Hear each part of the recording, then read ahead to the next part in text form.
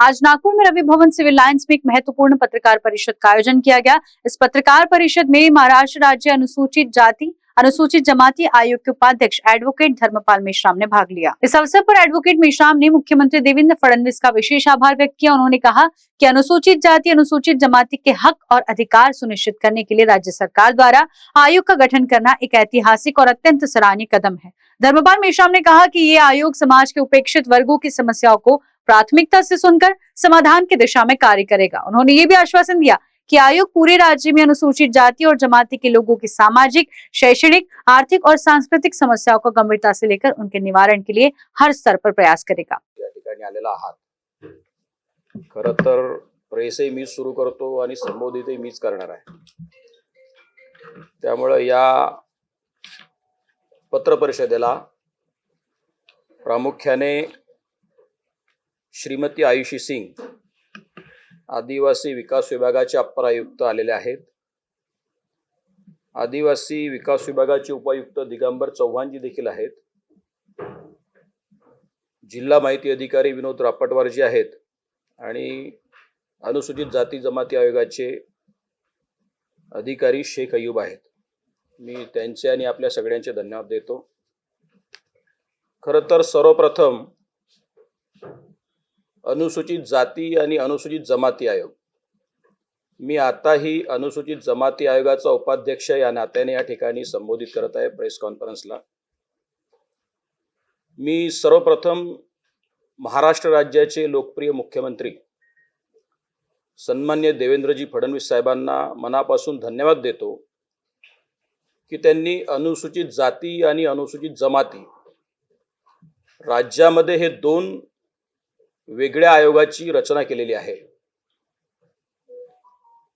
आणि केंद्राच्या धर्तीवर 89व्या घटनादुरुस्तीने तत्कालीन प्रधानमंत्री आदरणीय अटल बिहारी वाजपेयीजी यांनी केंद्रामध्ये अनुसूचित जाती आणि अनुसूचित जमाती हे दोन राष्ट्रीय आयोग वेगळे वेगळे केले होते। अनुसूचित जाती ही देशभरातली संख्या 18 ते 20% आहे आणि अनुसूचित जमातीची संख्या 7.5 ते 9% पर्यंत वेगवेगळ्या राज्यांमध्ये वेगवेगळी स्थिती आहे।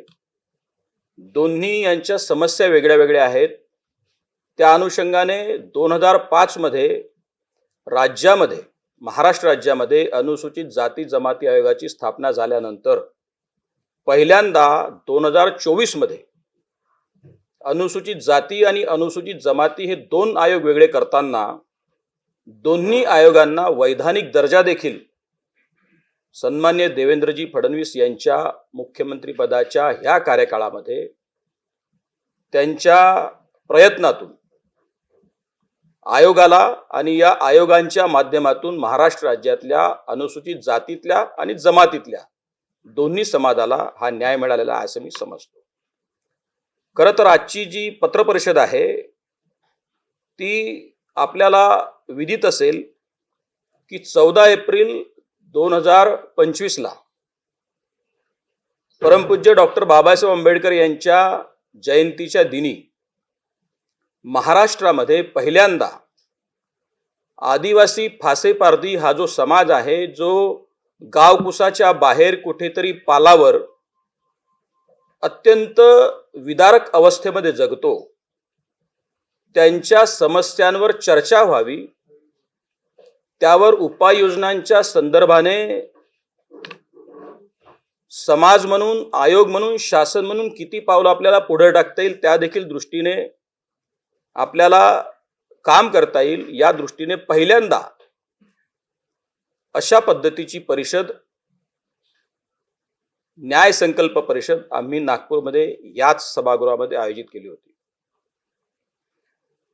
त्यावेळेला आम्हाला जवळपास 118 समस्या यांचे निवेदन महाराष्ट्रातल्या सर्वदूर जिल्ह्यांमधून प्राप्त झालं होतं। त्यापैकी आम्ही 25 आणि 26 जूनला 30 निवडक समस्यांच्या प्रतिवेदनांच्या अनुषंगाने सुनावणी आम्ही याच ठिकाणी आयोजित केलेली आहे। खरं तर मी आदिवासी विकास विभागाचं देखील मनापासून धन्यवाद देतो की अनुसूचित जाती जमाती आयोगाने पुढाकार घेतल्यानंतर सर्वप्रथम स्वातंत्र्यानंतर एवढ्या वर्षामध्ये आणि महाराष्ट्र राज्यामध्ये आयोगाच्या निर्मितीनंतर एवढ्या वर्षानंतर पहिल्यांदा आदिवासी फासेपारधी समाजाला न्याय देता येईल अशा दृष्टीने अशा पद्धतीच्या सुनावणीचं आयोजन केलेलं आहे.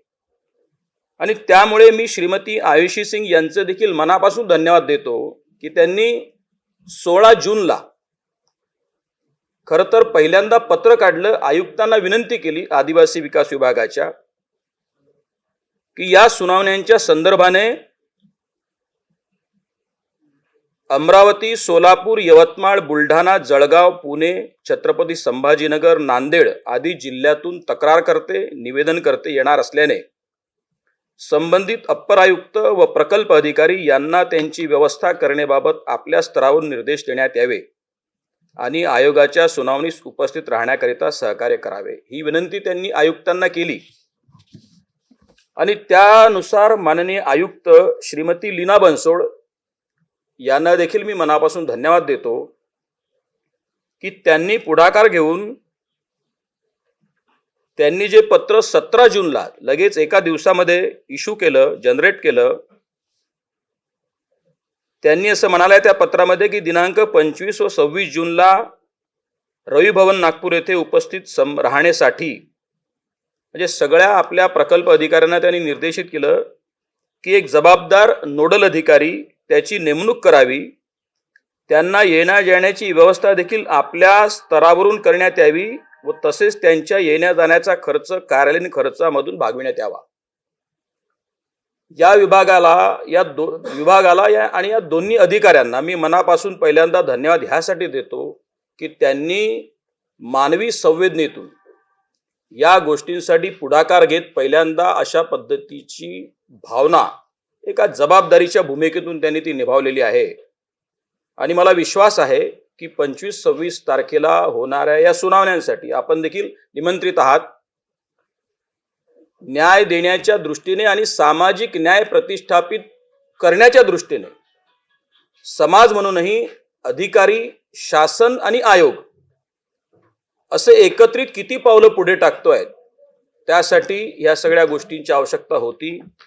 मी आपल्याला देखील आजच्या या पत्रपरिषदेच्या माध्यमातून निमंत्रित करतो की 25-26 जूनला आपण या ठिकाणी या सुनावण्याच्या दृष्टीनं यावं, उपस्थित राहावं, आयोगाची प्रक्रिया समजून घ्यावी आणि या आदिवासी फासेपारधी बांधवांना जर आम्ही न्याय देऊ शकलो तर ते कदाचित आमचं भाग्य राहील.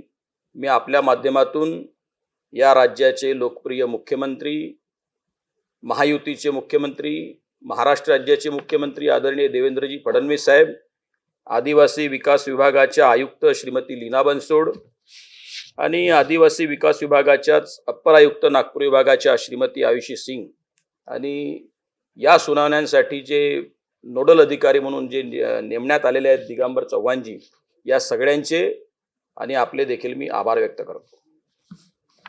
धन्यवाद. फासेपारधी यांना सरकारकडून जमिनी देण्यासंदर्भात योजना आहे, पण दुसरीकडे मोपा, कळमेश्वर आणि इकडे सावनेरकडे काही ठिकाणी खासगी जमिनीवरती अशा फासेपारधी समाजातील काही लोकांनी अतिक्रमण केल्याच्या तक्रारी जाताना काही केसेस सुरू आहे. मुळात वाद असा आहे की काही ठिकाणी सरकारी जमिनीवरती अतिक्रमण करतात, लागून असलेल्या शेतांवरही 1-2 एकर अतिक्रमण करतात. मग त्या ठिकाणी खूप सारे वादे निर्माण झाले अनेक ठिकाणी. याच्यातून सुवर्णमध्ये कसं साधणार आहे? एकीकडे फासेपारधी समाजाला मुख्य प्रवाहात आणण्यासाठी त्यांना स्वतंत्र जमिनी देणे आवश्यक आहे, पण काही ठिकाणी अतिक्रमण सरकारी जमिनीवर आणि खासगी जमिनीवर झाले. आपण जे सांगता आहात त्या तशा पद्धतीच्या तक्रारी अजूनही आयोगाकडे प्राप्त झाल्या नाही किंवा माझ्या माहितीप्रमाणे विभागाकडे देखील प्राप्त झालेल्या नाहीत. तशा जर तक्रारी प्राप्त झाल्या तर निश्चितपणानं आम्ही त्या संदर्भाने विचार करू. कोणावरही अन्याय होऊ देणार नाही. आदिवासी फासेपारधी समाजाचा जो संबंध आहे, त्यांनी ज्या वनहक्क वनाच्या जमिनीवर अतिक्रमण केलेलं आहे त्यासाठी वनहक्क जमीन कायदा 2005 आहे, 2006 आहे. त्याच्यामध्ये जर नियमात सगळ्या गोष्टी बसत असतील तर निश्चितपणे विभाग तशी कार्यवाही करेल आणि आम्ही तशा पद्धतीचे निर्देश देखील निर्गमित वेळप्रसंगी करू. तर फाशी पारधी समाजासाठी वेगळ्या स्कीम्स काय असतात? म्हणजे आता काय करतात ते मोबाईल वगैरे त्यांच्या एक दोनदा गेलो त्यांच्या पाड्यांवर 2-3 पोते मोबाईल त्यांच्याकडे दिसले म्हणजे चोरून वगैरे आणले असतील. सगळा समाज काही त्याच्यात नाही आहे. त्यातील IAS ऑफिसर वगैरे पण झालेले आहेत त्या समाजातले. त्यांना मोबाईल जर व्यवस्थित शिकवले आपण तर ते मोबाईल एका रेल्वे जाऊन ते पोतावर चोरी करून आणतात किंवा त्यांना मोबाईल जर रिपेअरिंग शिकवलं तर मुख्य प्रवाहात येतील. असा काही योजना आहे का? निश्चितपणानं तुमच्या सूचना अत्यंत योग्य आणि चांगल्या आहेत. त्या दृष्टीने देखील प्रशासन लक्ष घालून कार्यवाही करेल अशी मी प्रशासनाला विनंती करतो. अमरावतीचे खासदार बळवंत वानखेडे यांनी तुमच्याकडे तक्रार केली आहे की पश्चिम बोर्ड अध्यक्ष असलेल्या अमरावती जिल्हा मध्यवर्ती सहकारी बँकेत त्यांना बोलवलं जात नाही. किती दिवसात निपटारा या प्रकरणाचा होणार? आता सध्या आपण या विषयावर फोकस्ड राहू. मी तुम्हाला पुन्हा एक गोष्ट त्या विषयावर मी नंतर उत्तर देईलच, मला वाटतं मी दिलेलं देखील आहे. परंतु आता आमचा फोकस जो आहे, विभागाचे पदाधिकारी अधिकारी देखील या ठिकाणी बसलेले आहेत. आदिवासी फासेपारधी समाजासाठी आदिवासी विकास विभागाचा जर तुम्हाला कल्पना नसेल तर 21,000 करोड रुपयाचा बजेट आहे. व्हॉट आय सीन इज, म्हणजे मी जेव्हा आदिवासी विकास विभागाचा नाशिकमध्ये आढावा घेतला, 21,000 करोड रुपयाचा निधी वार्षिक स्तरावर त्यांना प्राप्त होतो आणि त्यातल्या त्यात आदिवासी फासेपारधी समाजासाठी देखील वेगळ्या निधीची तरतूद प्रावधान त्यामध्ये आहे. दुर्दैवानं प्रशासनामध्ये जी काही अनास्था वा सरसकट मी असं काही म्हणणार नाही, अभिनंदन करताना चांगल्या अधिकाऱ्यांचं अभिनंदन देखील करेल, परंतु असं पाहायला मिळतं की अधिकाऱ्यांची प्राथमिक स्तरावर अनेक संदर्भाने अनास्था दिसते. त्यामुळे आदिवासी फासेपारधी समाजासाठी ज्या निधीची तरतूद झालेली आहे तो खर्च देखील झालेला नाही, हे निदर्शनास आलेलं आहे. तेव्हा भविष्यात अशा पद्धतीच्या घटना घडू नयेत यासाठी देखील आयोग म्हणूनही, शासन म्हणूनही आणि समाज म्हणूनही आपण सगळे सतर्क असलो पाहिजेत, किमान जेणेकरून या सगळ्या समाजाला आपण सगळे मिळून न्याय देऊ शकू. नागपूर शहरात 2 पाडे आहेत, एक जिल्ह्यामध्ये हा आणि आपल्या एक नगर एक आहे. याचा सर्वे काय होणार आहे का? किती लोकसंख्या आहे, काय रिहॅबिलिटेशन काही? नागपूर शहरामध्ये ती जी वस्ती आहे ती अनुसूचित जातीच्या संदर्भातली आहे. ती जी जाती आहे ती अनुसूचित जातीमध्ये येते. त्याचं सर्वेक्षण देखील झालेलं आहे, बार्टीनं केलेलं आहे आणि त्यांना अनेक अर्थानं शासनाच्या योजना त्यांच्यापर्यंत योग्य पद्धतीनं पोचत्या व्हाव्यात अशा देखील प्रयत्नामध्ये शासन आणि प्रशासन दोन्ही आहे आणि आयोग म्हणून आम्ही लक्ष ठेवून आहोत. फासेपारधीचं जे बेसिकली प्रॉब्लेम आहे, हॅबिच्युअल ऑफेंडर ऍक्ट इंग्रजांनी केला होता, तिथून सुरू झालेली जी गोष्ट आहे ती आजवर सुरू आहे. बेसिकली तो कायदा आणि ती जी एक ओढ लिहिण्यात आलेली आहे हॅबिच्युअल ऑफेंडर, ती जोपर्यंत पुसली जाणार नाही तोपर्यंत हे सुरू राहणार. तेव्हा आयोगाचे प्रयत्न त्याबद्दल त्या कायद्यात बदल करण्यासंदर्भात आपलं म्हणणं खरं आहे, परंतु मी महाराष्ट्रामधल्या असलेल्या अनुसूचित जाती जमाती आयोगाचा उपाध्यक्ष आहे.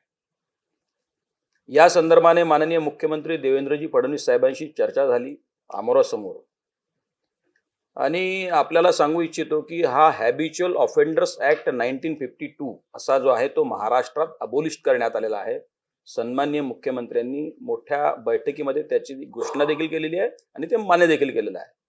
प्रश्न राहता राहिला हा सगळा राजस्थान किंवा ज्या ठिकाणी भिल्ल समाज किंवा फासेपारधी समाज, नुसता फासेपारधी नाही तर भिल्ल समाज देखील ज्या ठिकाणी हा आहे त्या ठिकाणी अडचण अशी आहे प्रशासनाची देखील. आपण काही गोष्टी समजून घेतल्या पाहिजे. जसं आता मुदोळकर साहेबांनी ज्या गोष्टीला हात घातला होता, मी तसं थेट म्हणणार नाही, परंतु अनेक ठिकाणी अडचणी आहेत. आपल्याला सामाजिक सुधारणा करताना शेवटी त्या समाजातल्या त्या भावनेपर्यंत आपल्याला हात घालावा लागेल आणि त्या अर्थाची दुरुस्ती आपल्याला सगळ्यांना सुचवावी लागेल आणि त्या पद्धतीचा पुढाकार देखील आपल्या सगळ्यांना घ्यावा लागेल, तरच या गोष्टी प्रत्यक्षात उतरतील.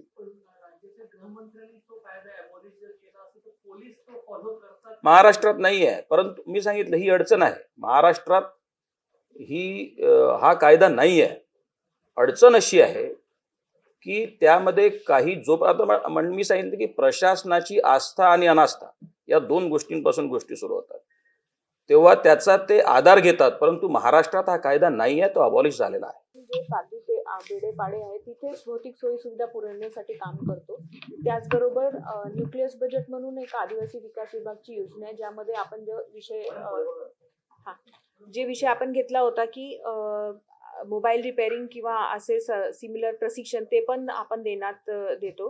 तर निश्चितपणे मोबाईल रिपेअरिंग या विषयासाठी आपल्याला योजना करता येईल.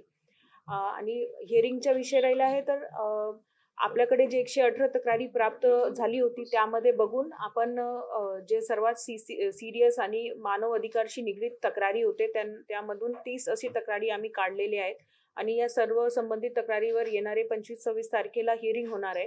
सदर तक्रारीमध्ये ज्या प्रशासनची घटक आहे त्यांना पण उपस्थित राहण्यासाठी आम्ही पत्र काढलेलं आहे आणि अशी आशा आहे की या हिअरिंग नंतर जे काही प्रश्न आहे संबंधित पारधी समाजाचे लोकांचा ते निकाली काढला जाईल आणि अशा प्रकारे पुढे पण गरज पडली तर आदिवासी विकास विभाग हे समन्वय साधून इतर जे प्रशासनचे घटक आहे त्यांच्या सोबत काम करून पारधी समाजचे जे प्रश्न आहे ते सोडवण्यासाठी प्रयत्नशील राहील. कारा न्यूज के लिए सचिन झोड़ापे की रिपोर्ट। जीर्ण बीमारी का इलाज अनुभवी डॉक्टर्स की चिकित्सा और आयुर्वेद के जरिए सिर्फ और सिर्फ शिवशंकर आयुर्वेदिक क्लिनिक में। मध्य नागपुर का सबसे बड़ा आयुर्वेदिक दवाइयों का शोरूम और क्लिनिक जहां बीमारियों का होता है इलाज। शिवशंकर आयुर्वेद है जड़ी बूटियों का विशाल भंडार जहां मौजूद है सभी प्रतिष्ठित आयुर्वेदिक कंपनियों की दवाइयाँ और जड़ी बूटियाँ, वो भी होम डिलीवरी के साथ। तो क्यों इधर उधर भटकना, सीधे आइए शिवशंकर आयुर्वेद में, बढ़ाइए अपनी रोग प्रतिकारक शक्ति और हो जाइए तंदुरुस्त। हमारा पता है योग कॉम्प्लेक्स महाजन मार्केट के पास, टेम्पल बाजार रोड, सीताबर्डी, नागपुर। अधिक जानकारी के लिए संपर्क करें 9112079000 और 8605245080 पर।